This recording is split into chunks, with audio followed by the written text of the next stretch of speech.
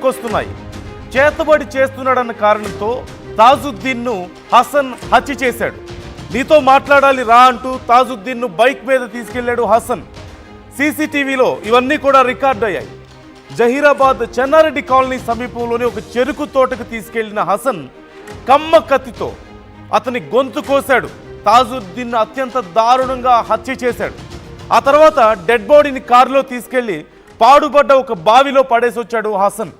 హసన్కు ముక్రమ్, అక్బర్ అనే మరొక ఇద్దరు కూడా సహకరించారు ఈ కేసులో. తర్వాత వాళ్ళందరూ కూడా వెళ్ళి పోలీసుల ముందు లొంగిపోయారు. నిందితుల నుంచి ఆ కమ్మ కత్తిని, 3 బైక్లను, సెల్ ఫోన్లను పోలీసులు స్వాధీనం చేసుకున్నారు. చేతబడి చేస్తున్నాడు, క్షుద్ర పూజలు చేస్తున్నాడన్న కారణంతో అతన్ని అత్యంత దారుణంగా కత్తితో గొంతు కోసి అతని ప్రాణాలు తీశారు. మక్రమ్, అక్బర్ అలాగే హసన్ ఈ ముగ్గురు కలిసి.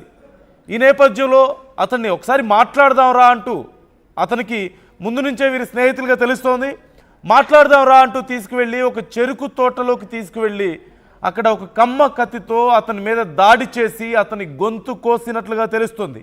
అయితే మరి నిజంగా అతను ఇలాంటివి ఏమైనా చేశాడా, ప్రయత్నాలు చేశాడా అంటే దానికి సంబంధించి ఎలాంటి ఆధారాలు లేవు. వారికి అనుమానం ఉన్నట్లుగా తెలుస్తుంది. కేవలం ఏ క్షుద్ర పూజలు చేస్తున్నాడని, లేదంటే వారికి చేతబడి చేస్తున్నాడన్న అనుమానంతో, భయంతో అతని మీద ఇంత దారుణానికి పాల్పడినట్లుగా తెలుస్తుంది. ఒకసారి అసలు ఈ కేసుకు సంబంధించి పోలీసులు ఏమన్నారో విందాం.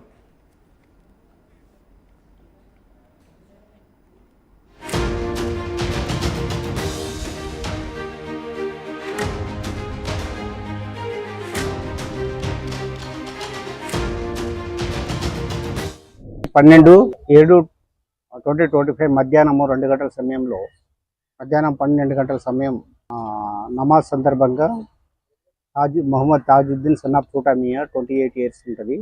అతను వస్తుంటే హసను, షేక్ ముక్రమ్, అక్బర్ అండ్ జుబేర్ ఈ నలుగురు ఏం చేసినాడు, హసన్ ప్లస్ అక్బర్ ఇద్దరు కలిసి అతన్ని పట్టుకున్నారు. పట్టుకొని నీకు చేతబడి సోర్సరీ చేయవద్దని చాలాసార్లు చెప్పినాము, నువ్వు వినలేదని చెప్పేసి బైక్ మీద అతను తీసుకుపోయి మాణిక్ ప్రభు మోల్లా ఏరియా నుంచి ఎన్నిసార్లు చెప్పినాను, పదే పదే ఇదే చేస్తున్నావు అని చెప్పి, అమావాస్య పౌర్ణమి రోజు చేస్తున్నావు అని చెప్పి అతనికి చెప్పినా కూడా నువ్వు వినట్లేవు అని చెప్పేసి అతని చేతులతో కట్టేసి వెపన్తో, నైఫ్ కత్తితో కొట్టడం జరిగింది. గాయాలతో చనిపోవడం జరిగింది. అతన్ని తీసుకుపోయి అల్లన్న రెహమత్ నగర్ అల్లన్న ఫ్యాక్టరీ నియర్ దగ్గర ఉన్న బావిలో పడేసి కట్టేసి, ఇతనికి జుబేర్ కూడా చనిపోయిన తర్వాత కవర్లో తీసుకుపోవడానికి, పాలిథిన్ కవర్లో తీసుకుపోవడానికి వచ్చినప్పుడు ఈ జుబేర్ కూడా కవర్ తీసుకొని తన కారులో హెల్ప్ చేయడం జరిగింది. ఆ కారులో తీసుకొని బావి దగ్గర అతనికి హెల్ప్ చేయడం జరిగింది. A4 ముఖ్యంగా A1కు A1, A2, A3 తరచుగా అతనికి చెప్పేవారు, ఈ బాణమతి సోర్సెస్ ఇట్లాంటివి చేయవద్దని చెప్పినా కూడా మన మొహమ్మద్ తాజుద్దీన్ వినట్లేని కోపంతో మనసులో పెట్టుకొని చంపాలనే ఉద్దేశంతో అతన్ని తీసుకుపోయి 12 నైట్ అతను చంపడం జరిగింది. 13 మార్నింగ్ వాలంటరీగా అక్యూజ్డ్ని సిఐ గారు, సిఐ శివలింగం గారు, జైరాబాద్ టౌన్, మళ్ళా వినయ్ కుమార్ టీము వాళ్ళని పట్టుకొని ఇంట్రాగేషన్ చేసి వాళ్ళ చేసిన నేరం ఒప్పుకోవడం జరిగింది. వారి వద్ద నుండి ఆ కత్తిను, మళ్ళా మన కార్ వెహికల్ కూడా సీజ్ చేయడం జరిగింది. మృతుడికి బావిలో తీసిన తర్వాత వాళ్ళ భార్య కూడా బాడీని ఐడెంటిఫై చేసిన తర్వాత మేము బాడీని హాస్పిటల్ పంపించేసి పంచనామా నిర్వహించిన తర్వాత డెడ్ బాడీ వాళ్ళకి హ్యాండ్ ఓవర్ చేయడం జరిగింది. ఈ కేసులో ఉన్న 4 ముద్దాయిని ఇంట్రాగేషన్ తర్వాత వాళ్ళు ఒప్పుకున్నందుకు నేరాన్ని కన్ఫెస్ చేయడం జరిగింది. నేరం ఒప్పుకున్నందుకు ఈరోజు వాళ్ళని జ్యుడిషియల్ రిమాండ్కు పంపుతున్నాము.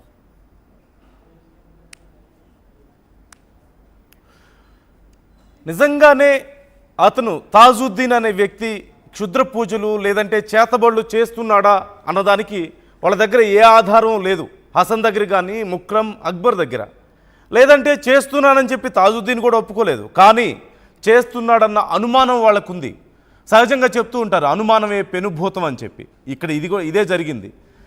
ఇలాంటి పనులు చేస్తున్నాడని, వాళ్ళ మీద క్షుద్ర పూజలు లేదంటే ఈ చేతబడులు చేస్తున్నాడన్న అనుమానంతో వాళ్ళ ఫ్రెండ్సే రా మాట్లాడాలి అంటూ తీసుకువెళ్ళి బైక్ మీద ఎక్కించుకొని తీసుకువెళ్ళి ఒక చెరుకు తోటలోకి తీసుకువెళ్ళి అక్కడ కత్తితో దాడి చేసి అతని గొంతు కోసి అతని ప్రాణాలు తీశారు. ఆ తర్వాత అతని బాడీని తీసుకువెళ్ళి ఒక పాడుబడ్డ బావిలో వేశారు.